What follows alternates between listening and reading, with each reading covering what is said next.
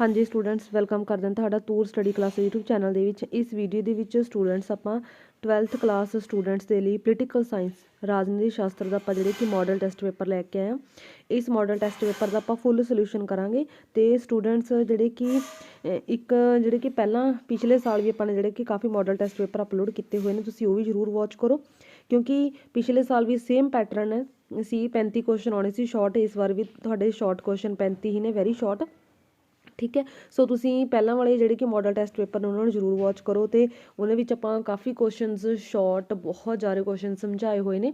मैं playlist comment box के विच pin कर दूँगी। ओके हाँ जी, इस दे विच आपां फुल सोल्यूशन करांगे। वीडियो एंड तक देखना तो वध तो वध शेयर करना।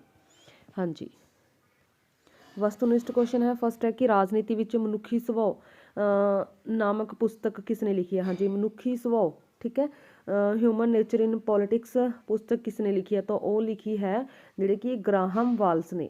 ठीक है, बाकी दे मैं तुहानूं इन्हां दी भी पुस्तकां दस दियां किहड़ियां-किहड़ियां ने क्योंकि बाकियां चों भी क्वेश्चनस तुहानूं आउणे चाहीदे हुंदे ने।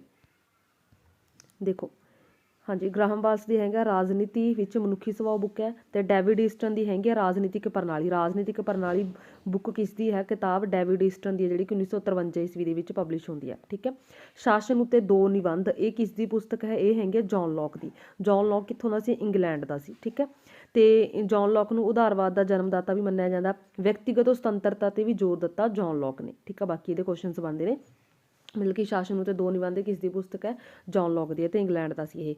अगे हैगा आर्थर बेंटले की बुक हैगी शासन की प्रक्रिया। शासन की प्रक्रिया। तो महात्मा गांधी की सच नाल मेरे तजर्बे। ठीक है, सच नाल मेरे तजर्बे। तो कार्ल मार्क्स ने दास कैपीटल 1867 ईस्वी के विच, कम्यूनिस्ट मैनीफेस्टो 1848 के विच, राजनीतिक अर्थव्यवस्था की समीक्षा, वैल्यू प्राइस प्रॉफिट, मुल कीमत ते लाभ। ठीक है, ये है ना कार्ल मार्क्स दी पुस्तक, ये भी तुहानूं याद होनी चाहिए ने। हाँ जी, अगला क्वेश्चन हैगा तुहाडा राजनीतिक शब्द तो की भाव है। हाँ जी, राजनीतिक शब्द की है, तो किसी भी समुदाय संघ नूं राजनीतिक उस समय ही कहा जाऊगा जदों उसकी आग्या की पालना प्रशासनिक कर्मचारी वर्ग द्वारा।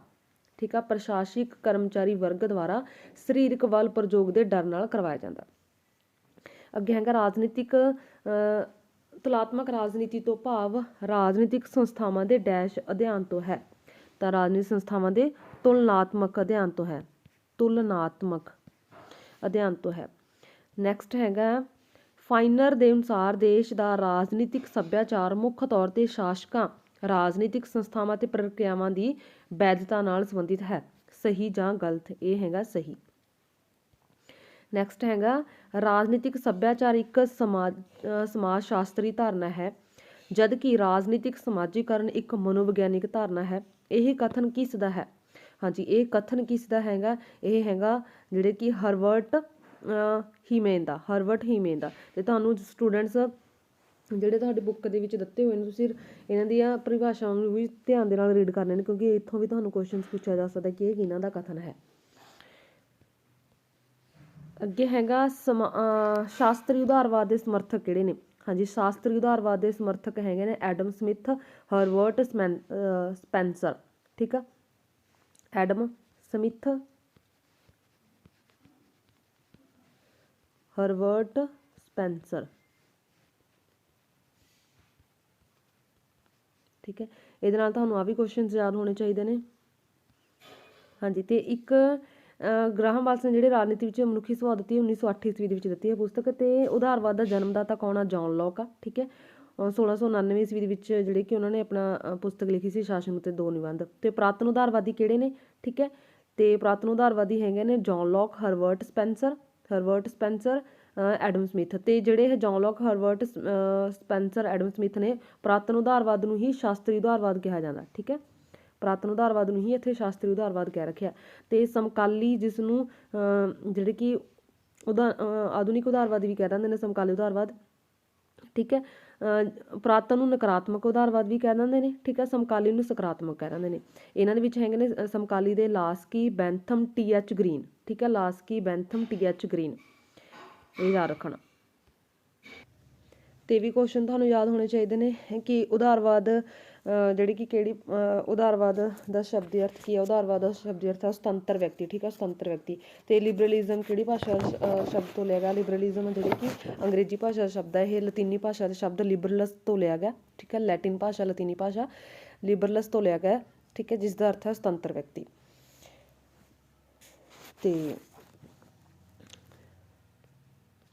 ਤੇ ਜੌਨ ਲੋਕ ਨੇ ਜਿਹੜੀ ਕਿ ਵਿਅਕਤੀਗਤ ਸੁਤੰਤਰਤਾ 'ਤੇ ਜ਼ੋਰ ਦਿੱਤਾ, ਵਿਅਕਤੀਗਤ ਸੁਤੰਤਰਤਾ, ਠੀਕ ਹੈ। ਤੇ ਇਹਨਾਂ ਦੇ ਵਿੱਚੋਂ ਜਿਵੇਂ ਕਈ ਵਾਰ ਕੁਐਸਚਨ ਆ ਜਾਂਦੇ ਨੇ ਕਿ ਰਾਜਨੀਤਿਕ ਉਦਾਰਵਾਦ ਦਾ ਜਨਮਦਾਤਾ ਕਿਹਨੂੰ ਕਿਹਾ ਜਾਂਦਾ, ਤਾਂ ਜੌਨ ਲੋਕ ਨੂੰ ਕਿਹਾ ਜਾਂਦਾ। ਤੇ ਸ਼ਾਸਤਰੀ ਉਦਾਰਵਾਦ ਦੇ ਆਪਾਂ ਨੇ ਸਮਰਥਕ ਕੀਤੇ ਨੇ ਹੁਣ ਐਡਮ ਸਮਿਥ ਤੇ ਸਪੈਂਸਰ ਤੇ ਬੈਂਥਮ, ਹੈ ਨਾ। ਬੈਂਥਮ ਕਿੱਥੋਂ ਦਾ ਵਾਸੀ ਸੀ, ਤਾਂ ਬੈਂਥਮ ਸੀ ਇੰਗਲੈਂਡ ਦਾ, ਇਹ ਵੀ ਯਾਦ ਰੱਖਣਾ। ਤੇ ਅਗਲਾ ਕੁਐਸਚਨ ਹੈਗਾ ਵਰਗ ਸੰਘਰਸ਼ ਦਾ ਸਿਧਾਂਤ ਕਿਸ ਨੇ ਦਿੱਤਾ। ਹਾਂਜੀ, ਵਰਗ ਸੰਘਰਸ਼ ਦਾ ਸਿਧਾਂਤ ਕਿਸ ਨੇ ਦਿੱਤਾ, ਤਾਂ ਉਹ ਦਿੱਤਾ ਹੈ ਕਾਰਲ ਮਾਰਕਸ ਨੇ, ਕਾਰਲ ਮਾਰਕਸ ਨੇ। ਤੇ ਕਾਰਲ ਮਾਰਕਸ ਬਾਰੇ ਹੋਰ ਕੁਐਸਚਨ ਜਿਵੇਂ ਕਾਰਲ ਮਾਰਕਸ ਨੂੰ ਜਿਹੜੇ ਕਿ ਵਿਗਿਆਨਿਕ ਸਮਾਜਵਾਦ ਦਾ ਪਿਤਾਮਾ ਮੰਨਿਆ ਜਾਂਦਾ। ਜੇ ਕੁਐਸਚਨ ਆ ਜਾਂਦਾ ਹੁੰਦਾ ਕਈ ਵਾਰ ਕਿ ਵਿਗਿਆਨਿਕ ਸਮਾਜਵਾਦ ਦਾ ਪਿਤਾਮਾ ਕਿਹਨੂੰ ਮੰਨਿਆ ਜਾਂਦਾ, ਤਾਂ ਕਾਰਲ ਮਾਰਕਸ ਨੂੰ ਮੰਨਿਆ ਜਾਂਦਾ। ਤੇ ਕਾਰਲ ਮਾਰਕਸ ਦੀ ਆਪਾਂ ਨੇ ਬੁੱਕਸ ਤੁਹਾਨੂੰ ਦੱਸੇ ਦਿੱਤੀਆਂ ਕਿਹੜੀਆਂ ਕਿਹੜੀਆਂ ਨੇ। ਤੇ ਕਾਰਲ ਮਾਰਕਸ ਕਿਸ ਸਮਾਜ ਦੇ ਪੱਖ ਦੇ ਵਿੱਚ ਸੀ, ਕਈ ਵਾਰ ਕੁਐਸਚਨ ਇਹ ਵੀ ਆ ਜਾਂਦਾ। ਤਾਂ ਕਾਰਲ ਮਾਰਕਸ ਸੀ ਸ਼੍ਰੇਣੀ ਰਹਿਤ ਸਮਾਜ, ਠੀਕ ਹੈ, ਧਰਮ ਰਹਿਤ ਸਮਾਜ, ਰਾਜ ਰਹਿਤ ਸਮਾਜ ਦੇ ਪੱਖ ਦੇ ਵਿੱਚ ਸੀ। ਤੇ ਕਾਰਲ ਮਾਰਕਸ ਦੀ ਵਿਚਾਰਧਾਰਾ ਨੂੰ ਚੀਨ ਦੇ ਵਿੱਚ ਕਿਸ ਨੇ ਲਾਗੂ ਕੀਤਾ ਸੀ। ਚੀਨ ਦੇ ਵਿੱਚ ਕਾਰਲ ਮਾਰਕਸ ਦੀ ਧਾਰਨਾ ਨੂੰ ਕਿਸ ਨੇ ਲਾਗੂ ਕੀਤਾ ਸੀ, ਤਾਂ ਮਾਓ ਜੇ ਤੁੰਗ ਨੇ, ਠੀਕ ਹੈ, ਮਾਓ ਜੇ ਤੁੰਗ ਨੇ ਚੀਨ ਦੇ ਵਿੱਚ ਲਾਗੂ ਕੀਤੀ ਸੀ ਕਾਰਲ ਮਾਰਕਸ ਦੀ ਵਿਚਾਰਧਾਰਾ ਨੂੰ। ਤੇ ਜਦੋਂ ਕਾਰਲ ਮਾਰਕਸ ਮੁਨਾਫਾ ਜਾਂ ਵਾਧੂ ਧਨ ਮਜ਼ਦੂਰਾਂ ਨੂੰ ਦੇਣ ਦੀ ਗੱਲ ਕਰਦਾ ਤਾਂ ਕਿਸ ਦੇ ਵੱਲ ਇਸ਼ਾਰਾ ਕਰਦਾ, ਤਾਂ ਵਾਧੂ ਮੁੱਲ ਦਾ ਸਿਧਾਂਤ, ਠੀਕ ਹੈ, ਵਾਧੂ ਮੁੱਲ ਦਾ ਸਿਧਾਂਤ। ਜਿਵੇਂ ਵਰਗ ਸੰਘਰਸ਼ ਦਾ ਸਿਧਾਂਤ ਐਵੇਂ ਵਾਧੂ ਮੁੱਲ ਦਾ ਸਿਧਾਂਤ ਵੀ ਜਿਹੜੇ ਕਿ ਕਾਰਲ ਮਾਰਕਸ ਨੇ ਦਿੱਤਾ। ਤੇ ਕਾਰਲ ਮਾਰਕਸ ਦਾ ਜਨਮ ਵੀ ਤੁਹਾਨੂੰ ਯਾਦ ਹੋਣਾ ਚਾਹੀਦਾ, ਠੀਕ ਹੈ। ਕਾਰਲ ਮਾਰਕਸ ਦਾ ਜਨਮ ਹੁੰਦਾ 5 ਮਈ 1818 ਈਸਵੀ ਦੇ ਵਿੱਚ, 5 ਮਈ 1818 ਈਸਵੀ ਦੇ ਵਿੱਚ, ਜਿਹੜੇ ਕਿ ਜਰਮਨੀ ਦੇ ਵਿੱਚ, ਯਹੂਦੀ ਪਰਿਵਾਰ 'ਚ, ਜਰਮਨੀ ਦੇ ਵਿੱਚ, ਠੀਕ ਹੈ, ਜਰਮਨੀ ਦੇ ਵਿੱਚ। ਤੇ ਕਾਰਲ ਮਾਰਕਸ ਦੀ ਜਿਹੜੇ ਕਿ ਦੇਹਾਂਤ ਹੁੰਦਾ ਲੰਡਨ ਦੇ ਵਿੱਚ, ਲੰਡਨ ਇੰਗਲੈਂਡ ਦੇ ਵਿੱਚ 1883 ਈਸਵੀ ਦੇ ਵਿੱਚ, ਠੀਕ ਹੈ। ਤੇ ਕਾਰਲ ਮਾਰਕਸ ਬਾਰੇ ਇਹ ਵੀ ਕੁਐਸਚਨਸ ਨੇ ਕਿ ਵਾਧੂ ਮੁੱਲ ਦਾ ਸਿਧਾਂਤ ਕਿਸ ਪੁਸਤਕ ਦੇ ਵਿੱਚ ਦਿੱਤਾ, ਤਾਂ ਦਾਸ ਕੈਪੀਟਲ ਪੁਸਤਕ ਦੇ ਵਿੱਚ ਵਾਧੂ ਮੁੱਲ ਦਾ ਸਿਧਾਂਤ ਦਿੱਤਾ।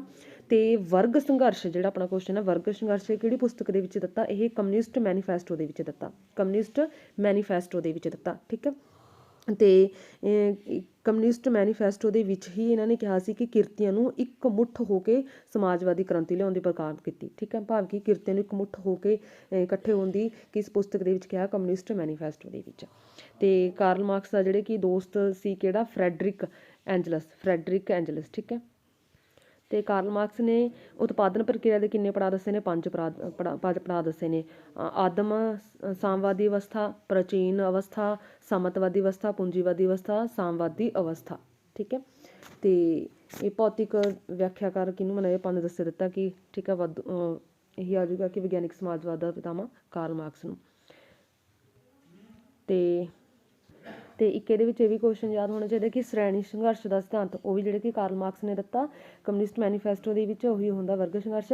ਤੇ ਇਸ ਦੇ ਵਿੱਚ ਜਿਹੜੇ ਕਿ ਸਮਾਜ ਦੋ ਸ਼੍ਰੇਣੀ ਦੇ ਵਿੱਚ ਵੰਡਿਆ ਦੱਸਿਆ ਗਿਆ। ਇਹਦੇ ਵਿੱਚ ਪੂੰਜੀਪਤੀ, ਠੀਕ ਆ, ਪੂੰਜੀਪਤੀ ਨੂੰ ਬੁਰਜੂਆ ਕਿਹਾ ਜਾਂਦਾ, ਠੀਕ ਹੈ, ਇਹ ਵੀ ਯਾਦ ਹੋਣਾ ਚਾਹੀਦਾ ਤੁਹਾਨੂੰ ਕਿ ਪੂੰਜੀਪਤੀ ਸਮਾਜ ਦੇ ਵਿੱਚ ਕਿਹੜੀ ਸ਼੍ਰੇਣੀ ਹੁੰਦੀ ਹੈ, ਬੁਰਜੂਆ, ਠੀਕ ਹੈ, ਬੁਰਜੂਆ ਸ਼੍ਰੇਣੀ। ਤੇ ਜਿਹੜੇ ਹੁੰਦੇ ਨੇ ਕਿਰਤੀਆਂ ਨੂੰ ਕਿਹਾ ਜਾਂਦਾ ਪ੍ਰੋਲੀਟੇਰੀਅਰ, ਠੀਕ ਹੈ, ਪ੍ਰੋਲੀਟੇਰੀਅਰ, ਕਿਰਤੀਆਂ ਨੂੰ ਪ੍ਰੋਲੀਟੇਰੀਅਤ ਤੇ ਜਿਹੜੇ ਕਿ ਪੂੰਜੀਪਤੀਆਂ ਨੂੰ ਬੁਰਜੂਆ ਸ਼੍ਰੇਣੀ, ਠੀਕ ਹੈ, ਜਿਹਨੂੰ ਸ਼ਕਤੀਸ਼ਾਲੀ ਸ਼੍ਰੇਣੀ ਕਿਹਾ ਗਿਆ, ਬੁਰਜੂਆ ਸ਼੍ਰੇਣੀ ਨੂੰ। ਕੁਐਸਚਨ ਨੰਬਰ 8, ਗਾਂਧੀ ਜੀ ਕੇਂਦਰੀਕ੍ਰਿਤ ਅਰਥ ਵਿਵਸਥਾ ਦੇ ਵਿੱਚ ਵਿਸ਼ਵਾਸ ਰੱਖਦੇ ਨੇ, ਸਹੀ ਜਾਂ ਗਲਤ, ਤਾਂ ਇਹ ਗਲਤ ਹੈ, ਠੀਕ ਹੈ, ਕਿਉਂਕਿ ਗਾਂਧੀ ਜੀ ਕੇਂਦਰੀ ਅਰਥ ਵਿਵਸਥਾ ਦੇ ਪੱਖ ਦੇ ਵਿੱਚ ਨਹੀਂ ਸੀ, ਮਤਲਬ ਕਿ ਇਹ 'ਚ ਵਿਸ਼ਵਾਸ ਨਹੀਂ ਰੱਖਦੇ ਸੀ ਕਿ ਅਰਥ ਵਿਵਸਥਾ ਕੇਂਦਰੀਕ੍ਰਿਤ ਹੋਵੇ, ਠੀਕ ਹੈ। ਨੈਕਸਟ ਕੁਐਸਚਨ ਹੈ ਮਹਾਤਮਾ ਗਾਂਧੀ ਜੀ ਦੇ ਰਾਜਨੀਤਿਕ ਗੁਰੂ ਕੌਣ ਸਨ। ਮਹਾਤਮਾ ਗਾਂਧੀ ਦੇ ਰਾਜਨੀਤਿਕ ਗੁਰੂ ਸਨ ਗੋਪਾਲ ਕ੍ਰਿਸ਼ਨ ਗੋਖਲੇ। ਤੇ ਕਈ ਵਾਰ ਇਹ ਵੀ ਕੁਐਸਚਨ ਆ ਜਾਂਦਾ ਹੁੰਦਾ, ਮੈਂ ਤੁਹਾਨੂੰ ਹੁਣ ਸਾਰੇ ਦੇ ਬਾਰੇ ਕੁਐਸਚਨਸ ਦੱਸ ਦਿੰਦੀ ਹਾਂ। ਮਹਾਤਮਾ ਗਾਂਧੀ ਨੂੰ ਜਿਹੜੇ ਕਿ ਰਾਸ਼ਟਰਪਿਤਾ ਕਿਹਨਾਂ ਨੇ ਕਿਹਾ ਸੀ, ਮਹਾਤਮਾ ਗਾਂਧੀ ਨੂੰ ਰਾਸ਼ਟਰਪਿਤਾ ਕਿਹਨਾਂ ਨੇ ਕਿਹਾ ਸੀ, ਰਾਸ਼ਟਰਪਿਤਾ ਮਹਾਤਮਾ ਗਾਂਧੀ ਨੂੰ ਕਿਹਾ ਸੀ, ਜਿਹੜੇ ਕਿ ਇਹਦੇ ਵਿੱਚ ਆਨਸਰ ਆਉਂਦਾ ਹੁੰਦਾ ਰਾਸ਼ਟਰਪਿਤਾ ਕਿਹਾ ਸੀ ਸੁਭਾਸ਼ ਚੰਦਰ ਬੋਸ ਨੇ, ਸੁਭਾਸ਼ ਚੰਦਰ ਬੋਸ ਨੇ ਜਿਹੜੇ ਕਿ ਰਾਸ਼ਟਰਪਿਤਾ ਕਿਹਾ ਸੀ। ਤੇ ਮਹਾਤਮਾ ਦੀ ਉਪਾਧੀ ਦਿੱਤੀ ਸੀ ਮਹਾਤਮਾ ਗਾਂਧੀ ਨੇ ਮਹਾਤਮਾ ਦੀ ਉਪਾਧੀ ਦਿੱਤੀ ਸੀ ਰਵਿੰਦਰਨਾਥ ਟੈਗੋਰ ਨੇ। ਤੇ ਮਹਾਤਮਾ ਗਾਂਧੀ ਜੀ ਦੇ ਆਤਮ ਕਥਾ ਦਾ ਨਾਮ ਹੈਗਾ ਸੱਚ ਨਾਲ ਮੇਰੇ ਤਜਰਬੇ, ਠੀਕ ਆ, ਮਾਈ ਐਕਸਪੈਰੀਮੈਂਟ ਵਿਦ ਟਰੁੱਥ। ਤੇ ਮਹਾਤਮਾ ਗਾਂਧੀ ਨੂੰ ਜਿਹੜੇ ਕਿ ਭਾਰਤ ਦਾ ਕੀ ਕਹਿੰਦਾ ਰਾਸ਼ਟਰਪਿਤਾ ਕਹਿੰਦਾ। ਮਹਾਤਮਾ ਗਾਂਧੀ ਦਾ ਜਨਮ, ਠੀਕ ਆ, 2 ਅਕਤੂਬਰ 1869 ਈਸਵੀ ਦੇ ਵਿੱਚ ਪੋਰਬੰਦਰ ਦੇ ਵਿੱਚ ਹੁੰਦਾ। 1869 ਈਸਵੀ ਦੇ ਵਿੱਚ ਪੋਰਬੰਦਰ ਦੇ ਵਿੱਚ ਹੁੰਦਾ। ਤੇ ਮਹਾਤਮਾ ਗਾਂਧੀ ਜੀ ਨੇ ਜਿਹੜੇ ਕਿ ਚੰਗੇ ਉਦੇਸ਼ਾਂ ਦੀ ਪ੍ਰਾਪਤੀ ਲਈ ਕੀ ਜ਼ਰੂਰੀ ਮੰਨਦੇ ਨੇ? ਚੰਗੇ ਸਾਧਨ। ਤੇ ਮਹਾਤਮਾ ਗਾਂਧੀ ਜਿਹੜੇ ਕਿ ਸਰਪਿਆ ਸੀ ਇੱਕ ਜੌਨ ਰਸਕਿਨ ਦਾ। ਜੌਨ ਰਸਕਿਨ ਜਿਹੜੇ ਕਿ ਮਹਾਨ ਵਿਦਵਾਨ ਸੀ, ਉਹਦੀ ਪੁਸਤਕ ਦਾ ਨਾਮ ਸੀ ਅਨਟੂ ਦਾ ਲਾਸਟ, ਠੀਕ ਹੈ। ਤੇ ਇੱਕ ਟੋਲਸਟਾਏ ਸੀ, ਜਿਸ ਦੀ ਪੁਸਤਕ ਸੀ the kingdom of God is within you, ਠੀਕ ਹੈ। ਬਾਕੀ ਗੋਪਾਲ ਕ੍ਰਿਸ਼ਨ ਖੋਖਲੇ ਤਾਂ ਜਿਹੜੇ ਕਿ ਇਹਨਾਂ ਦੇ ਰਾਜਨੀਤਿਕ ਆਗੂ ਸੀ, ਗੁਰੂ ਸੀ, ਠੀਕ ਹੈ। ਤੇ ਬਾਲ ਗੰਗਾਧਰ ਦਾ ਵੀ ਪ੍ਰਭਾਵ ਪੈਂਦਾ। ਤੇ ਗਾਂਧੀ ਜੀ ਨੇ ਜਿਹੜੇ ਕਿ ਰਾਜ ਨੂੰ ਇੱਕ ਜਿਹੜੀ ਕਿ ਰੱਬੀ ਸੰਸਥਾ ਜਾਂ ਕੁਦਰਤੀ ਜਿਹੜੇ ਕਿ ਨਹੀਂ ਮੰਨਦੇ ਸੀ, ਮਤਲਬ ਕਿ ਰਾਜ ਨੂੰ ਇੱਕ ਜ਼ਰੂਰੀ ਜਾਂ ਕੁਦਰਤੀ ਸਾਧਨ ਨਹੀਂ ਮੰਨਦੇ ਸੀ। ਰਾਜ ਨੂੰ ਉਹ ਆਤਮਹੀਨ ਯੰਤਰ ਕਹਿੰਦੇ ਸੀ ਮਹਾਤਮਾ ਗਾਂਧੀ ਜੀ। ਤੇ ਇਹਨਾਂ ਨੇ ਆਦਰਸ਼ ਸਮਾਜ ਦਾ ਜਿਹੜੇ ਕਿ ਵਿਚਾਰ ਰੱਖਿਆ ਸੀ ਕਿ ਆਦਰਸ਼ ਸਮਾਜ, ਠੀਕ ਹੈ, ਜਿਸ ਦੇ ਵਿੱਚ ਅਹਿੰਸਾ ਹੋਊਗੀ, ਜ਼ਿਆਦਾ ਅਹਿੰਸਾ ਤੇ ਆਧਾਰਿਤ ਹੋਊਗਾ, ਭਾਵ ਕਿ ਜਿਹਦੇ ਵਿੱਚ ਕੋਈ ਮਾਰ ਧਾੜ ਨਹੀਂ ਹੋਊਗੀ, ਅਹਿੰਸਾ ਤੇ ਆਧਾਰਿਤ। ਤੇ ਇੱਕ ਇਹ ਆਉਂਦਾ ਹੁੰਦਾ ਹੈ ਕਿ ਅਮਾਨਤਦਾਰੀ, ਟਰਸਟੀਸ਼ਿਪ, ਅਮਾਨਤਵਾਦੀ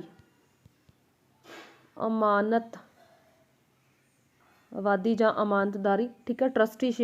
ਟਰਸਟੀਸ਼ਿਪ ਦਾ ਸਿਧਾਂਤ ਕਿਸ ਨੇ ਦਿੱਤਾ?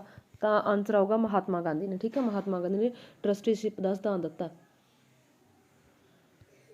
ਤੇ ਮਹਾਤਮਾ ਗਾਂਧੀ ਸੱਤਿਆਗ੍ਰਹਿ ਤੇ ਜ਼ੋਰ ਦਿੰਦੇ ਸੀ, ਸੱਤਿਆਗ੍ਰਹਿ, ਠੀਕ ਹੈ। ਸੱਤਿਆਗ੍ਰਹਿ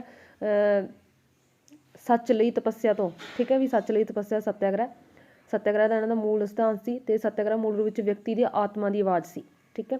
ਤੇ ਸੱਤਿਆਗ੍ਰਹਿ ਕਰਨ ਦੀਆਂ ਵਿਧੀਆਂ ਸੀ ਨਾ ਮਿਲਵਰਤਨ, ਧਰਨਾ ਦੇਣਾ, ਹੜਤਾਲ, ਸਮਾਜਿਕ ਬਾਈਕਾਟ, ਸਿਵਲ ਨਾਫਰਮਾਨੀ, ਹਿਜਰਤ ਭਾਵ ਕਿ ਆਪਣੇ ਸਥਾਨ ਨੂੰ ਛੱਡ ਕੇ ਕਿਸੇ ਹੋਰ ਜਗ੍ਹਾ ਤੇ ਚਲੇ ਜਾਣਾ, ਵਰਤ ਰੱਖਣਾ, ਠੀਕ ਹੈ।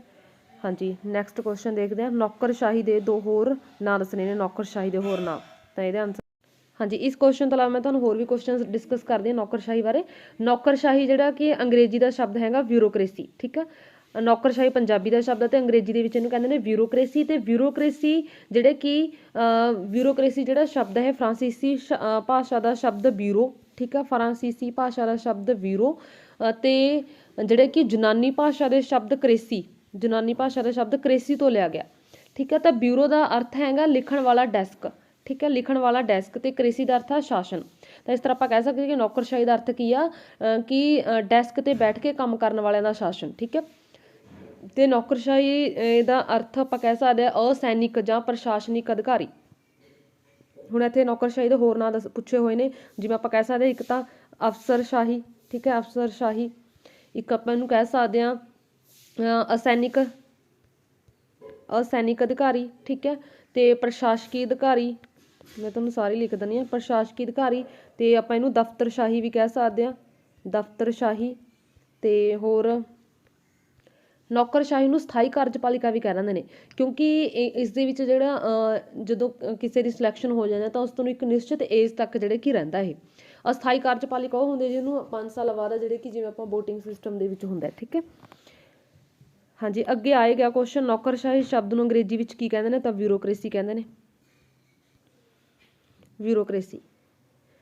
ਨੈਕਸਟ ਹੈ ਅੱਗੇ ਕੁਐਸਚਨ। ਹਾਂਜੀ, ਇੰਗਲੈਂਡ ਵਿੱਚ ਇਸਤਰੀਆਂ ਨੂੰ ਸੰਨ 1928 ਵਿੱਚ ਮਤ ਅਧਿਕਾਰ ਪ੍ਰਦਾਨ ਕੀਤਾ ਗਿਆ, ਠੀਕ ਹੈ ਜਾਂ ਗਲਤ ਹੈ? ਤਾਂ ਇਹ ਹੈਗਾ ਸਟੂਡੈਂਟਸ ਠੀਕ ਹੈ, ਠੀਕ ਹੈ। ਅੱਗੇ ਹੈ ਫਰੰਚੀਅਸ ਦਾ ਕੀ ਅਰਥ ਹੈ? ਹਾਂਜੀ, ਚੋਣ ਲੜਨ ਦਾ ਅਧਿਕਾਰ, ਵੋਟ ਪਾਉਣ ਦਾ ਅਧਿਕਾਰ, ਜਾਂ ਜਨਤਕ ਅਹੁਦਾ ਪ੍ਰਾਪਤ ਕਰਨ ਦਾ ਅਧਿਕਾਰ, ਸਮੁਦਾਇ ਬਣਾਉਣ ਦਾ ਅਧਿਕਾਰ। ਤਾਂ ਇਹ ਹੈਗਾ ਵੋਟ ਪਾਉਣ ਦਾ ਅਧਿਕਾਰ, ਠੀਕ ਹੈ, ਵੋਟ ਪਾਉਣ ਦਾ ਅਧਿਕਾਰ। ਤੇ ਵੋਟ ਪਾਉਣ ਦਾ ਅਧਿਕਾਰ, ਹਾਂਜੀ, ਜਿਵੇਂ ਤੁਹਾਨੂੰ ਚੋਣ ਆਯੋਗ ਬਾਰੇ ਮੈਂ ਹੋਰ ਕੁਐਸਚਨ ਦੱਸਦੀ ਹਾਂ। ਤੇ ਪਹਿਲਾਂ ਤਾਂ ਇਹ ਵੀ ਸਰਪੰਚੀ ਦੀ ਚੋਣ ਖੜ੍ਹਨ ਲਈ ਕਿੰਨੀ ਏਜ ਚਾਹੀਦੀ ਹੈ? 21 ਚਾਹੀਦੀ ਹੈ, ਹੈ ਨਾ। ਤੇ ਵੋਟਿੰਗ ਪਾਉਣ ਦੇ ਲਈ ਕਿੰਨੀ ਏਜ ਚਾਹੀਦੀ ਹੈ ਵੀ ਵੋਟ ਆਪਾਂ ਕਰ ਸਕੀਏ ਸਾਰੇ? ਤਾਂ 18 ਸਾਲ, ਠੀਕ ਹੈ, 18 ਸਾਲ। ਤੇ ਪਹਿਲਾਂ ਇਹ ਹੈਗੀ ਸੀ 21 ਸਾਲ ਸੀ ਪਹਿਲਾਂ ਵੋਟ ਪਾਉਣ ਦੀ, ਠੀਕ ਹੈ, ਏਜ। ਬਟ ਹੁਣ 18 ਸਾਲ ਹੈ। ਤੇ 18 ਸਾਲ ਹੋਈ ਹੈ 61ਵੀਂ ਸੰਵਿਧਾਨਿਕ ਸੋਧ। हाँ जी, तो जिमें कि मैं ਤੁਹਾਨੂੰ ਦੱਸਿਆ ਸੀ ਕਿ 61ਵੀਂ ਸੰਵਿਧਾਨਿਕ ਸੋਧ ਅਧੀਨ ਹੈ ਜਿਹੜੇ ਕਿ ਉਮਰ 18 ਸਾਲ ਕੀਤੀ ਗਈ ਹੈ, ਪਹਿਲਾਂ ਹੈਗੀ ਸੀ 21 ਸਾਲ। ਠੀਕ ਹੈ, ਤੇ ਚੋਣ ਅਯੋਗ ਜਿਹੜਾ ਕਿ ਚੋਣ ਅਯੋਗ ਆ ਉਹਦਾ ਆਰਟੀਕਲ ਹੈ ਭਾਰਤੀ ਸੰਵਿਧਾਨ ਦੇ 15ਵੇਂ ਭਾਗ ਅਧੀਨ ਹੈ। ਠੀਕ ਆ, ਚੋਣ ਅਯੋਗ ਭਾਰਤੀ ਸੰਵਿਧਾਨ ਦੇ 15ਵੇਂ ਭਾਗ ਅਧੀਨ ਹੈ ਤੇ ਇਸ ਦੇ ਵਿੱਚ ਆਰਟੀਕਲ ਹੈਗੇ 324 ਤੋਂ ਲੈ ਕੇ 329 ਤੱਕ, 324 ਤੋਂ ਲੈ ਕੇ 329 ਤੱਕ। 326 ਦੇ ਅਧੀਨ ਹੈਗਾ ਕਿ ਹਰੇਕ ਨਾਗਰਿਕ ਨੂੰ ਜਿਹੜਾ 18 ਸਾਲ ਦਾ ਉਹਨੂੰ ਵੋਟ ਦਾ ਅਧਿਕਾਰ ਹੈ। ਠੀਕ ਹੈ, 326 ਆਰਟੀਕਲ ਦੇ ਅਧੀਨ ਹੈ। ਤੇ ਜਿਹੜਾ ਚੋਣ ਪ੍ਰਚਾਰ ਦੇ ਵਿੱਚ ਸਮਾਂ ਜਿਹੜੇ ਕਿ 14 ਦਿਨਾਂ ਦਾ ਦਿੱਤਾ ਜਾਂਦਾ, ਤੇ ਚੋਣ ਅਯੋਗ ਦੀ ਵਿਵਸਥਾ ਕਿਹੜੇ ਆਰਟੀਕਲ ਦੇ ਵਿੱਚ 324 ਦੇ ਵਿੱਚ ਹੈ। ਠੀਕ ਹੈ, ਤੇ ਇੱਕ ਇਹ ਕੁਐਸਚਨ ਆ ਜਾਂਦਾ ਕਿ ਪਹਿਲੀਆਂ ਚੋਣਾਂ ਕਦੋਂ ਹੋਈਆਂ ਨੇ, ਤਾਂ 1952 ਦੇ ਵਿੱਚ ਹੋਈਆਂ ਨੇ। ਤੇ ਇੱਕ ਭਾਰਤੀ ਚੋਣ ਕਮਿਸ਼ਨ ਦੀ ਸਥਾਪਨਾ ਕਦੋਂ ਹੋਈ ਆ? ਭਾਰਤੀ ਚੋਣ ਕਮਿਸ਼ਨ ਦੀ ਸਥਾਪਨਾ 25 ਜਨਵਰੀ, ਠੀਕ ਹੈ, 25 ਜਨਵਰੀ 1950 ਦੇ ਵਿੱਚ, 25 ਜਨਵਰੀ 1950 ਦੇ ਵਿੱਚ।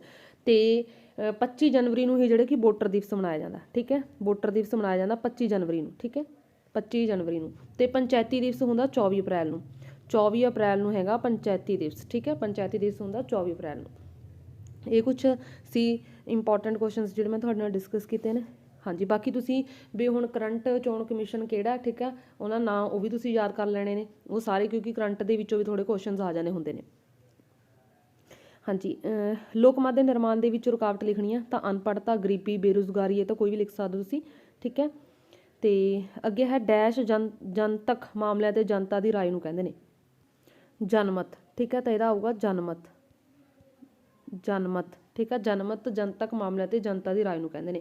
ਅੱਗੇ ਹੈ ਪ੍ਰਜਾਤੰਤਰ ਵਿੱਚ ਰਾਜਨੀਤਿਕ ਦਲਾਂ ਦਾ ਅਧਿਕ ਮਹੱਤਵ ਨਹੀਂ ਹੁੰਦਾ, ਤੇ ਇਹ ਗਲਤ ਹੈ, ਕਿਉਂਕਿ ਜਿਹੜਾ ਪ੍ਰਜਾਤੰਤਰ ਦੇ ਵਿੱਚ ਰਾਜਨੀਤਿਕ ਦਲਾਂ ਦਾ ਅਧਿਕ ਮਹੱਤਵ ਨਹੀਂ ਹੁੰਦਾ, ਬਲਕਿ ਹੁੰਦਾ। ਠੀਕ ਹੈ, ਨੈਕਸਟ ਅੱਗੇ ਕੁਐਸਚਨ ਡੈਸ਼ ਵਿੱਚ ਇੱਕ ਦਲ ਪ੍ਰਣਾਲੀ ਪਾਈ ਜਾਂਦੀ ਹੈ। ਹਾਂਜੀ, ਕਿਹੜੇ ਦੇਸ਼ ਦੇ ਵਿੱਚ ਇੱਕ ਦਲ ਪ੍ਰਣਾਲੀ? ਇਹ ਵੀ ਕਾਫੀ ਕੁਐਸਚਨਸ ਬਣਦੇ ਹੁੰਦੇ ਨੇ ਇੰਪੋਰਟੈਂਟ, ਮੈਂ ਤੁਹਾਨੂੰ ਦੱਸਦੀ ਹਾਂ। ਤਾਂ ਇਹਦੇ ਵਿੱਚ ਆਪਸ਼ਨ ਆ ਜੂਗੀ ਚੀਨ। ਠੀਕ ਹੈ, ਹੋਰ ਇੱਕ ਦਲ ਕਿਹੜੇ ਕਿਹੜੇ ਦੇਸ਼ਾਂ ਦੇ ਵਿੱਚ ਆ? ਚੀਨ, ਚੀਨ ਹੈਗਾ, ਉੱਤਰੀ ਕੋਰੀਆ। ਠੀਕ ਹੈ, ਉੱਤਰੀ ਕੋਰੀਆ ਦੇ ਵਿੱਚ ਇੱਕ ਦਲ ਪ੍ਰਣਾਲੀ ਹੈ। Vietnam, Cambodia. ਠੀਕ ਹੈ, ਵੀਅਤਨਾਮ, ਕੰਬੋਡੀਆ, ਲਾਓਸ, ਕਿਊਬਾ, ਇਹਨਾਂ ਦੇ ਵਿੱਚ ਹੈਗੇ ਇੱਕ ਦਲ ਪ੍ਰਣਾਲੀ। ਤੇ ਬਹੁਦਲ ਪ੍ਰਣਾਲੀ ਹੈਗੇ ਜਿਵੇਂ ਭਾਰਤ ਦੇ ਵਿੱਚ, ਜਾਪਾਨ 'ਚ ਵੀ ਬਹੁਦਲ ਪ੍ਰਣਾਲੀ ਹੈ, ਤੇ ਸਵਿਟਜ਼ਰਲੈਂਡ 'ਚ ਵੀ ਬਹੁਦਲ ਪ੍ਰਣਾਲੀ, ਫਰਾਂਸ ਦੇ ਵਿੱਚ ਵੀ ਬਹੁਦਲ ਪ੍ਰਣਾਲੀ ਹੈ। ਤੇ ਦੋ ਦਲ ਪ੍ਰਣਾਲੀ, ਠੀਕ ਹੈ, ਦੋ ਦਲ ਪ੍ਰਣਾਲੀ ਹੈਗੀ ਹੈ ਇੰਗਲੈਂਡ ਦੇ ਵਿੱਚ। ਠੀਕ ਹੈ, ਇੰਗਲੈਂਡ ਦੇ ਵਿੱਚ ਹੈਗੀ ਆ ਦੋ ਦਲ ਪ੍ਰਣਾਲੀ। ਤੇ ਅਮਰੀਕਾ ਦੇ ਵਿੱਚ ਵੀ ਦੋ ਦਲ ਪ੍ਰਣਾਲੀ ਹੈ। ਠੀਕ ਹੈ, ਮਤਲਬ ਕਿ ਚੀਨ ਦੇ ਵਿੱਚ ਇੱਕ ਦਲ ਪ੍ਰਣਾਲੀ, ਭਾਰਤ ਦੇ ਵਿੱਚ ਬਹੁਦਲ ਪ੍ਰਣਾਲੀ, ਇਹਨਾਂ ਦੋਨਾਂ ਦੇ ਵਿੱਚ ਜਿਹੜੀ ਕਿ ਹੈਗੀ ਆ ਦੋ ਦਲ ਪ੍ਰਣਾਲੀ। ਹਾਂਜੀ, ਨੈਕਸਟ ਹੈ ਦਬਾਓ ਸਮੂਹਾਂ ਦੀ ਕਾਰਜਵਿਧੀ ਦੇ ਕੋਈ ਢੰਗ ਲਿਖਣੇ ਨੇ ਵੀ ਦਬਾਓ ਸਮੂਹ ਜਿਹੜੇ ਕਿ ਕਿਵੇਂ ਕੰਮ ਕਰਦੇ ਨੇ, ਤਾਂ ਚੋਣਾਂ ਦੇ ਰਾਹੀਂ। ਠੀਕ ਹੈ, ਚੋਣ ਸਮੂਹ ਦਾ ਰਾਹੀਂ ਆਪਣੇ ਹਿੱਤਾਂ ਦੀ ਸੁਰੱਖਿਆ ਯਤਨ ਕਰਦੇ ਨੇ, ਤੇ ਪ੍ਰਾਰਥਨਾ ਪੱਤਰ ਭੇਜ ਕੇ। ਹਾਂਜੀ, ਅੱਗੇ ਹੈਗਾ ਕੁਐਸਚਨ ਭਾਰਤ ਵਿੱਚ ਡੈਸ਼ ਸ਼ਾਸਨ ਪ੍ਰਣਾਲੀ ਅਪਣਾਈ ਜਾਂਦੀ ਹੈ, ਤਾਂ ਭਾਰਤ ਵਿੱਚ ਹੈਗੀ ਆ ਸੰਸਦੀ ਸ਼ਾਸਨ ਪ੍ਰਣਾਲੀ। ਸੰਸਦੀ ਸ਼ਾਸਨ ਪ੍ਰਣਾਲੀ, ਸੰਸਦੀ ਸ਼ਾਸਨ ਪ੍ਰਣਾਲੀ ਉਹ ਹੁੰਦੀ ਆ ਜਿਸ ਦੇ ਵਿੱਚ ਕਾਰਜਪਾਲਿਕਾ ਤੇ ਵਿਧਾਨਪਾਲਿਕਾ ਦੇ ਵਿੱਚ ਬਹੁਤ ਨੇੜੇ ਦਾ ਸੰਬੰਧ ਹੁੰਦਾ। ਠੀਕ ਹੈ, ਤੇ ਕਾਰਜਪਾਲਿਕਾ ਆਪਣੇ ਹਰ ਕਾਰਜ ਲਈ ਵਿਧਾਨਪਾਲਿਕਾ ਪ੍ਰਤੀ ਉੱਤਰਦਾਈ ਹੁੰਦੀ ਆ, ਉਹਨੂੰ ਕਹਿੰਦੇ ਨੇ ਸੰਸਦੀ ਸ਼ਾਸਨ ਕਾਰਜਪਾਲਿਕਾ। ਠੀਕ ਹੈ, ਤੇ ਇੱਕ ਹੁੰਦੀ ਆ ਪ੍ਰਧਾਨਤਮਕ, ਜਿਹਦੇ ਵਿੱਚ ਕਾਰਜਪਾਲਿਕਾ ਤੇ ਵਿਧਾਨਪਾਲਿਕਾ ਵਿੱਚ ਕੋਈ ਸੰਬੰਧ ਨਹੀਂ ਹੁੰਦਾ ਤੇ ਨਾ ਹੀ ਉੱਤਰਦਾਈ ਹੁੰਦੇ ਨੇ, ਉਹਨੂੰ ਆਪਾਂ ਕਹਿੰਦੇ ਹਾਂ ਪ੍ਰਧਾਨਤਮਕ ਸਰਕਾਰ। ਠੀਕ ਹੈ, ਤੇ ਇਹ ਸਰਕਾਰ ਦੇ ਤਿੰਨ ਅੰਗ ਕਿਹੜੇ ਕਿਹੜੇ ਨੇ? ਵਿਧਾਨਪਾਲਿਕਾ, ਕਾਰਜਪਾਲਿਕਾ, ਨਿਆਂਪਾਲਿਕਾ। ਠੀਕ ਹੈ, ਨੈਕਸਟ ਹੈਗਾ 20 ਨੰਬਰ ਕੁਐਸਚਨ ਭਾਰਤ ਵਿੱਚ ਜ਼ਿਆਦਾ ਸਮੇਂ ਤੱਕ ਸੰਗਠਿਤ ਵਿਰੋਧੀ ਦਲ ਦੀ ਘਾਟ ਰਹੀ ਹੈ, ਤਾਂ ਠੀਕ ਜਾਂ ਗਲਤ? ਤਾਂ ਠੀਕ ਹੈ ਇਹ। ਠੀਕ ਹੈ, ਨੈਕਸਟ ਹੈ ਹਾਂਜੀ ਸ਼ਹਿਰੀ ਸਥਾਨਕ ਸਵੈ ਸ਼ਾਸਨ ਦੀ ਨਵੀਂ ਪ੍ਰਣਾਲੀ ਕਿਹੜੀ ਸੰਵਿਧਾਨਿਕ ਸੋਧ ਦੁਆਰਾ ਲਾਗੂ ਕੀਤੀ ਗਈ ਸੀ? ਤਾਂ ਉਹ ਕੀਤੀ ਗਈ ਸੀ 74ਵੀਂ ਸੰਵਿਧਾਨਿਕ ਸੋਧ। ਇਹ ਵੀ ਮੈਂ ਤੁਹਾਨੂੰ ਇਹਦੇ ਨਾਲ ਰਿਲੇਟਡ ਹੋਰ ਕੁਐਸਚਨ ਦੱਸ ਦਿੰਦੀ ਹਾਂ। 74ਵੀਂ ਸੰਵਿਧਾਨਿਕ ਸੋਧ ਦੁਆਰਾ। ਠੀਕ ਹੈ, ਤੇ ਇਹਦੇ ਵਿੱਚ ਭਾਰਤੀ ਸੰਵਿਧਾਨ ਦੇ ਇਹ ਭਾਗ 9A ਦੇ ਅਧੀਨ ਦੇ ਵਿੱਚ ਦਰਜ ਹੈ। ਠੀਕ ਹੈ, 74ਵੀਂ ਜਿਹੜੀ ਸੰਵਿਧਾਨਿਕ ਸੋਧ ਆ ਉਹ ਭਾਰਤੀ ਸੰਵਿਧਾਨ ਦੇ ਭਾਗ 9A ਦੇ ਅਧੀਨ ਹੈ। ਠੀਕ ਹੈ, ਤੇ ਜਿਸ ਦੇ ਵਿੱਚ ਕੁੱਲ 18 ਅਨੁਛੇਦ ਨੇ, ਆਪਾਂ ਕਹਿ ਸਕਦੇ ਕਿ 18 ਵਿਸ਼ੇ ਨੇ ਇਹਦੇ ਵਿੱਚ। ਠੀਕ ਹੈ, 18 ਵਿਸ਼ੇ ਨੇ 74ਵੀਂ ਸੰਵਿਧਾਨਿਕ ਸੋਧ ਦੇ 18 ਵਿਸ਼ੇ। ਤੇ ਇਹਦੇ ਵਿੱਚ ਸਭ ਤੋਂ ਪਹਿਲਾਂ ਜਿਹੜੇ ਕਿ ਆਉਂਦਾ ਭਾਵ ਕਿ ਜੇ ਕਈ ਵਾਰ ਕੁਐਸਚਨ ਪੁੱਛ ਲਿਆ ਜਾਂਦਾ ਹੁੰਦਾ ਕਿ ਸ਼ਹਿਰੀ ਖੇਤਰ ਦੇ ਸਥਾਨਕ ਸੰਸਥਾਵਾਂ ਕਿਹੜੀਆਂ ਨੇ, ਤਾਂ ਨਗਰ ਪੰਚਾਇਤ, ਫਿਰ ਨਗਰ ਪ੍ਰੀਸ਼ਦ, ਫਿਰ ਨਗਰ ਨਿਗਮ। ਠੀਕ ਹੈ, ਪਹਿਲਾਂ ਨਗਰ ਪੰਚਾਇਤ, ਸਭ ਤੋਂ ਪਹਿਲਾਂ ਨੀਚੇ ਪੱਧਰ ਤੇ ਨਗਰ ਪੰਚਾਇਤ, ਫਿਰ ਨਗਰ ਪ੍ਰੀਸ਼ਦ, ਫਿਰ ਸਭ ਤੋਂ ਉੱਪਰ ਆ ਜਿਹੜੇ ਕਿ ਨਗਰ ਨਿਗਮ। ਠੀਕ ਹੈ, ਨਗਰ ਨਿਗਮ।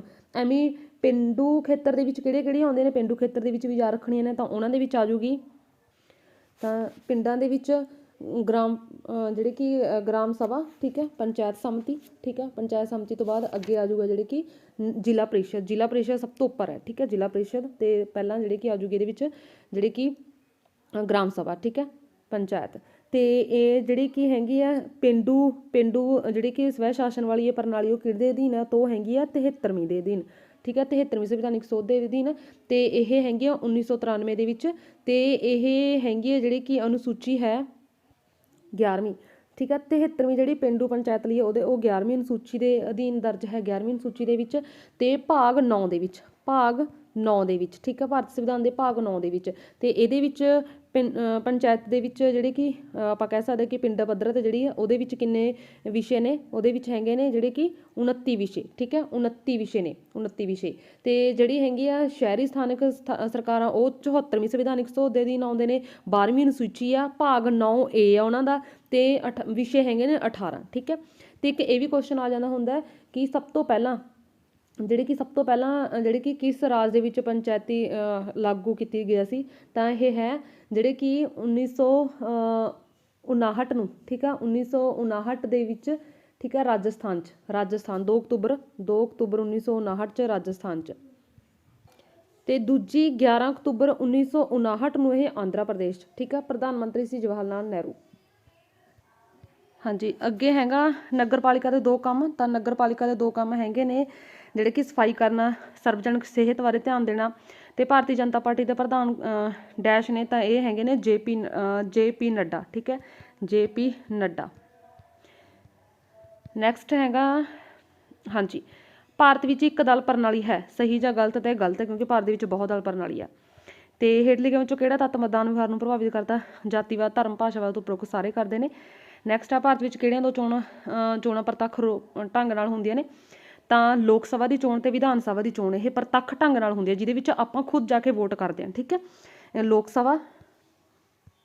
ਸਭਾ ਤੇ ਵਿਧਾਨ ਸਭਾ, ਵਿਧਾਨ ਸਭਾ ਹੁੰਦੀ ਹੈ ਰਾਜਾਂ ਦੇ ਵਿੱਚ, ਠੀਕ ਹੈ। ਤੇ ਲੋਕ ਸਭਾ ਆਪਣੇ ਭਾਰਤ ਦੇ ਵਿੱਚ ਹੋ ਗਈ।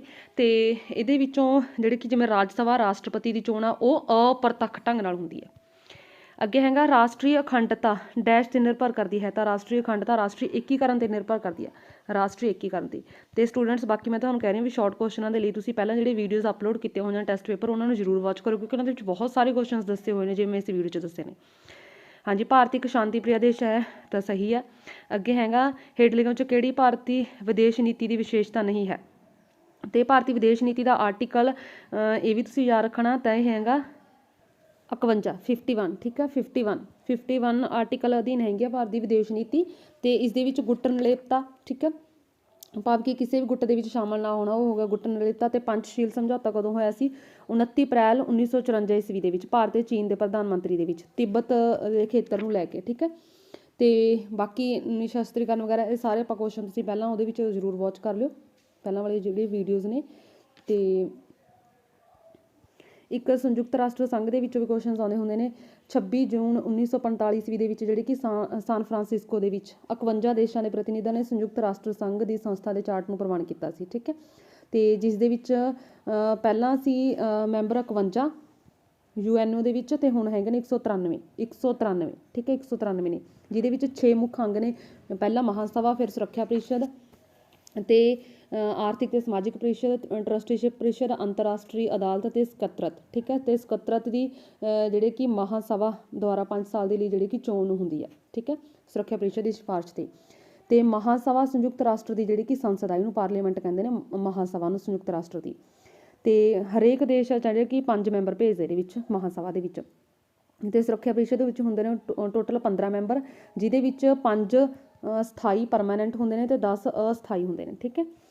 ਤੇ ਜਿਵੇਂ ਸਥਾਈ ਮੈਂਬਰ ਜਿਹੜੇ ਹੈਗੇ ਨੇ ਅਮਰੀਕਾ, ਠੀਕ ਹੈ, ਬਰਤਾਨੀਆ, ਰੂਸ, ਚੀਨ, ਫਰਾਂਸ, ਠੀਕ ਹੈ, ਬਰਤਾਨੀਆ ਭਾਵ ਕਿ ਇੰਗਲੈਂਡ, ਇਹ ਹੈਗੇ ਨੇ ਇਹਦੇ ਸਥਾਈ ਮੈਂਬਰ। ਤੇ ਸਾਰਕ ਬਾਰੇ ਵੀ ਕੁਐਸਚਨ ਆਉਂਦੇ ਹੁੰਦੇ ਨੇ। ਸਾਰਕ ਦੀ ਜਿਹੜੀ ਸਥਾਪਨਾ 8 ਦਸੰਬਰ, ਠੀਕ ਹੈ, 8 ਦਸੰਬਰ 1985 ਈਸਵੀ ਦੇ ਵਿੱਚ ਕੀਤੀ ਗਈ ਸਾਰਕ ਦੀ ਸਥਾਪਨਾ।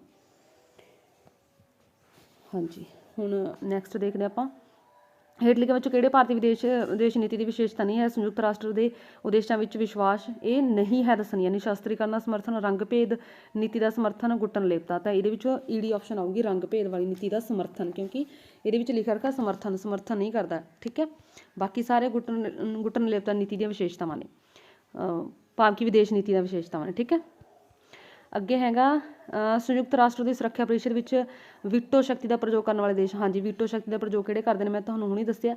ਠੀਕ ਹੈ, ਜਿਹੜੇ 5 ਹੈਗੇ ਨੇ ਦੇਸ਼ ਉਹ ਵੀਟੋ ਸ਼ਕਤੀ ਦਾ ਪ੍ਰਯੋਗ ਕਰਦੇ ਨੇ, ਸਥਾਈ ਮੈਂਬਰ ਨੇ। ਸਥਾਈ ਦੇ ਵਿੱਚ ਮੈਂ ਤੁਹਾਨੂੰ ਦੱਸੇ ਨੇ ਜਿਹੜੇ ਕਿ ਹੋਣੇ। ਠੀਕ ਹੈ, ਉਹ ਵਾਲੇ ਦੇਸ਼। ਹਾਂਜੀ, ਇਹਦੇ ਵਿੱਚ ਮੈਂ ਦੁਬਾਰਾ ਤੋਂ ਰਿਪੀਟ ਕਰ ਦਿੰਦੀ ਹਾਂ, ਅਮਰੀਕਾ, ਇੰਗਲੈਂਡ, ਫਰਾਂਸ, ਰੂਸ, ਚੀਨ, ਇਹ ਸਥਾਈ ਮੈਂਬਰ ਨੇ। ਤੇ ਅੱਗੇ ਆ ਗਿਆ ਕੁਐਸਚਨ, ਦੱਖਣੀ ਏਸ਼ੀਆਈ ਸਹਿਯੋਗ ਸੰਗਠਨ ਨੂੰ ਕੀ ਕਹਿੰਦੇ ਨੇ? ਤੈਨੂੰ ਕਹਿੰਦੇ ਨੇ ਸਾਰਕ। ਸਾਰਕ ਦੀ ਸਥਾਪਨਾ ਮੈਂ ਤੁਹਾਨੂੰ ਹੁਣੀ ਦੱਸਤੀ। ਠੀਕ ਹੈ, ਇਹਦੇ ਵਿੱਚ 8 ਮੈਂਬਰ ਨੇ ਸਾਰਕ ਦੇ ਵਿੱਚ। ਪਹਿਲਾਂ ਸੀ 7 ਸਟਾਰਟਿੰਗ ਦੇ ਵਿੱਚ। 7 ਕਿਹੜੇ ਸੀ? ਭਾਰਤ, ਬੰਗਲਾਦੇਸ਼, ਭੂਟਾਨ, ਮਾਲਦੀਵ, ਪਾਕਿਸਤਾਨ, ਸ਼੍ਰੀਲੰਕਾ, ਨੇਪਾਲ। ਤੇ ਜਿਹੜਾ 8ਵਾਂ ਐਡ ਕੀਤਾ ਗਿਆ ਸੀ ਉਹ ਕੀਤਾ ਗਿਆ ਅਫਗਾਨਿਸਤਾਨ। ਠੀਕ ਹੈ, ਅਫਗਾਨਿਸਤਾਨ। ਤੇ ਹਾਂਜੀ, ਨੈਕਸਟ ਕੁਐਸਚਨ ਜਿਹੜਾ ਜੀ ਅੱਗੇ ਕੁਐਸਚਨ ਆ, ਭਾਰਤ ਦੇ ਯਤਨਾਂ ਨਾਲ 1971 ਵਿੱਚ ਜਾਪਾਨ ਨਾਂ ਦਾ ਦੇਸ਼ ਹੋਂਦ ਦੇ ਵਿੱਚ ਆਇਆ, ਸਹੀ ਜਾਂ ਗਲਤ? ਤਾਂ ਸਟੂਡੈਂਟਸ ਇਹ ਹੈਗਾ ਗਲਤ। ਅੱਗੇ ਹੈਗਾ ਮੈਕਮੋਹਨ ਰੇਖਾ ਕਿਹੜੇ ਦੋ ਦੇਸ਼ਾਂ ਦੀ ਸੀਮਾ ਨੂੰ ਮੈਚ ਕਰਦੀ ਹੈ? ਤਾਂ ਭਾਰਤ ਤੇ ਚੀਨ। ਠੀਕ ਆ, ਭਾਰਤ ਤੇ ਚੀਨ। ਨੈਕਸਟ ਹੈਗਾ ਭਾਰਤ ਅਮਰੀਕਾ ਦੇ ਵਿੱਚ ਸੰਬੰਧਾਂ ਦਾ ਵਰਣਨ ਕਰਨਾ। ਠੀਕ ਹੈ, ਵਰਤਮਾਨ ਸਮੇਂ ਭਾਰਤ ਅਮਰੀਕਾ ਦੇ ਨੇਤਾਵਾਂ ਦੁਆਰਾ ਲਗਾਤਾਰ ਇੱਕ ਦੂਸਰੇ ਯਤਨਾਂ ਕਰਨ ਤੇ ਸੰਧੀ ਸਮਝੌਤੇ ਕਾਰਨ ਦੋਵੇਂ ਦੇਸ਼ਾਂ ਦੇ ਸੰਬੰਧ ਚੰਗੇ ਬਣੇ ਹੋਏ ਨੇ। ਤੇ ਰਾਸ਼ਟਰੀ ਮਨੁੱਖੀ ਅਧਿਕਾਰ ਆਯੋਗ ਦੀ ਸਥਾਪਨਾ ਕਦੋਂ ਕੀਤੀ ਗਈ? ਤਾਂ 12 ਅਕਤੂਬਰ 1993 ਦੇ ਵਿੱਚ। ਠੀਕ ਆ, 12 ਅਕਤੂਬਰ 1993 ਦੇ ਵਿੱਚ। ਤੇ ਅੱਗੇ ਤੁਹਾਨੂੰ ਜਿਹੜੇ ਕਿ ਕੁਐਸਚਨਸ ਨੇ 3 ਮਾਰਕਸ ਵਾਲੇ। ਠੀਕ ਆ, 8 ਆਉਣਗੇ। 8 ਦੇ ਵਿੱਚ ਯੂ ਕੈਨ ਅਟੈਂਪਟ ਐਨੀ 5, ਤੁਸੀਂ ਕੋਈ 5 ਕਰਨੇ ਹੋਣਗੇ। ਪਹਿਲਾਂ ਆਪਾਂ ਇਹ ਦੇਖ ਲੈਂਦੇ ਹਾਂ ਕਿਹੜੇ ਨੇ। ਜਿਵੇਂ ਰਾਜਨੀਤੀ ਸਮਾਜਿਕ ਕਰਨ ਦੀਆਂ 4 ਵਿਸ਼ੇਸ਼ਤਾਵਾਂ, ਮਾਰਕਸ ਦਾ ਮਜ਼ਦੂਰਾਂ ਦੀ ਤਾਨਾਸ਼ਾਹੀ ਤੋਂ ਕੀ ਭਾਵ ਹੈ? ਠੀਕ ਹੈ, ਚੰਗੀ ਨੌਕਰਸ਼ਾਹੀ ਦੇ 4 ਗੁਣ, ਪ੍ਰਤੱਖ ਚੋਣ ਪ੍ਰਣਾਲੀ ਦੇ 4 ਗੁਣ, ਜ਼ਿਲ੍ਹਾ ਪ੍ਰੀਸ਼ਦ ਦੇ 4 ਕੰਮ, ਭਾਰਤ ਦੀਆਂ ਚੋਣਾਂ ਵਿੱਚ ਲੋਕਾਂ ਦੀ ਘੱਟ ਸਹਿਭਾਗਤਾ ਲਈ ਜ਼ਿੰਮੇਵਾਰ ਕੋਈ 4 ਤੱਥ, ਭਾਰਤ ਵਿੱਚ ਰਾਸ਼ਟਰੀ ਏਕੀਕਰਨ ਦੇ 4 ਪੱਖ, ਸੰਯੁਕਤ ਰਾਸ਼ਟਰ ਦੇ ਉਦੇਸ਼। ਦੈਨ ਉਸ ਤੋਂ ਬਾਅਦ ਹੈਗੇ ਨੇ ਅੱਗੇ ਤੁਹਾਨੂੰ ਕੁਐਸਚਨ 6 ਮਾਰਕਸ ਵਾਲੇ, ਜਿਨ੍ਹਾਂ ਦੇ ਵਿੱਚ ਚੁਆਇਸ ਹੋਊਗੀ। ਤੇ ਕਿਹੜੇ ਇੰਪੋਰਟੈਂਟ ਨੇ, ਤੁਸੀਂ ਸਟੂਡੈਂਟਸ ਪ੍ਰੀਵੀਅਸ ਈਅਰ ਜਿਹੜੇ ਕਿ ਮਾਡਲ ਟੈਸਟ ਪੇਪਰ ਅਪਲੋਡ ਕੀਤੇ ਹੋਏ ਨੇ ਉਹਨਾਂ ਨੂੰ ਵਾਚ ਕਰ ਲਓ। ਠੀਕ ਹੈ, ਹਾਂਜੀ, ਰਾਜਨੀਤਿਕ ਪ੍ਰਣਾਲੀ ਦੀਆਂ ਮੁੱਖ ਵਿਸ਼ੇਸ਼ਤਾਵਾਂ ਤੇ ਜਾਂ ਪਾ ਕੇ ਇਹਦੇ ਨਾਲ ਕੁਐਸਚਨ ਆ ਗਾਂਧੀ ਜੀ ਦੇ ਚੰਗੇ ਆਦਰਸ਼ ਰਾਜ ਬਾਰੇ ਵਿਚਾਰ ਕਰਨੇ ਨੇ, ਤੇ ਦਬਾਅ ਸਮੂਹ ਦੀ ਕਾਰਜਵਿਧੀ, ਤੇ ਕਈ ਅਲੱਗ-ਅਲੱਗ ਵੀ ਕੁਐਸਚਨਸ ਮੈਂ ਕੱਢੇ ਹੋਏ ਨੇ, ਤੁਸੀਂ ਉਹ ਵੀਡੀਓਜ਼ ਵੀ ਵਾਚ ਕਰ ਸਕਦੇ ਹੋ। ਮੈਂ ਪਲੇਲਿਸਟ ਕਮੈਂਟ ਬਾਕਸ ਦੇ ਵਿੱਚ ਪਿੰਨ ਕਰ ਦੂੰਗੀ। ਭਾਰਤੀ ਲੋਕਤੰਤਰ ਦੀਆਂ ਸਮੱਸਿਆਵਾਂ, ਅੱਗੇ ਹੈ ਚੋਣ ਕਮਿਸ਼ਨ ਦੇ ਕੰਮ ਜਾਂ ਵਿਦੇਸ਼ ਨੀਤੀ ਨੂੰ ਨਿਰਧਾਰਿਤ ਕਰਨ ਵਾਲੇ ਤੱਥ। ਤੇ ਲਾਸਟ ਦੇ ਵਿੱਚ ਸਰੋਤ ਆਧਾਰਿਤ ਪੈਰਾ ਹੋਊਗਾ, ਤੁਸੀਂ ਉਹਨਾਂ ਦੇ ਜਿਹੜੇ ਕਿ ਆਨਸਰ ਫਾਈਂਡ ਕਰਨੇ ਹੋਣਗੇ 12 ਮਾਰਕਸ ਦੇ। ਥੈਂਕਸ। ਇਹ ਸੀ ਤੁਹਾਡਾ ਜਿਹੜੇ ਕਿ ਮਾਡਲ ਟੈਸਟ ਪੇਪਰ।